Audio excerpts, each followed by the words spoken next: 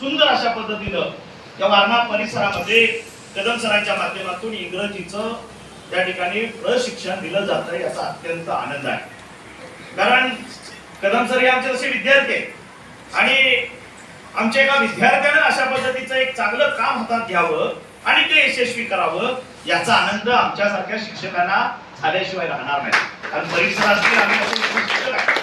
आणि मित्रांनो, खरं तर तुम्हा सर्वांचं मला पहिल्यांदा कौतुक करायचं आहे, कारण सरांनी सांगितलं की अगदी तास-तासभर मुलं इंग्रजी बोलू शकतात, हे खरं तर क्रेडिट आहे, लक्षात घ्या, सरांचं क्रेडिट आहे। आणि आज ह्या क्लासचा रिझल्ट आहे म्हटलं तरी हरकत नाही।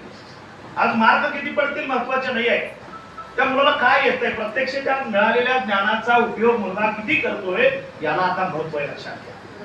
म्हणून आम्ही टक्केवारीच्या बाबतीत नेहमी सांगतो कदम सर, टक्केवारी महत्वाची नाही, इम्प्लिमेंटेशन ऑफ नॉलेज ज्याला म्हणतो आपण ते महत्वाचं आहे, सगळ्यात महत्वाचं। ज्या माणसाला इम्प्लिमेंटेशन ऑफ नॉलेज जमणार, म्हणजे आपण पुस्तकात शिकलोय ते जगताना वापरायला आपण शिकलो पाहिजे, तर खरं त्याला ज्ञान मिळालं।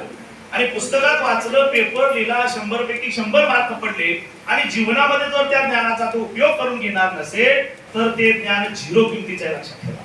म्हणून इम्प्लिमेंटेशन एक महत्वाचं आहे। माझा एक विद्यार्थी खरं तर इस्रायलमध्ये जॉब करतोय आणि तो इस्रायलमध्ये जॉब करणारा विद्यार्थी मला एकदा भेटला आणि मला सांगितलं, सर म्हटलं मी इस्रायलला आहे, ठीक आहे, तू काय शिक्षण केलंय? तर म्हटलं मी MSc बायोटेक्नॉलॉजी केले।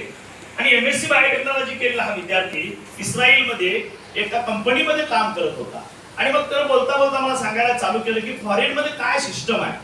आपल्याला माहित असू दे सरपंच की जगामध्ये सर्वात जास्त ग्रॅज्युएट होणाऱ्यांची संख्या भारतात जास्त आहे, जगात भारतात जास्त आहे।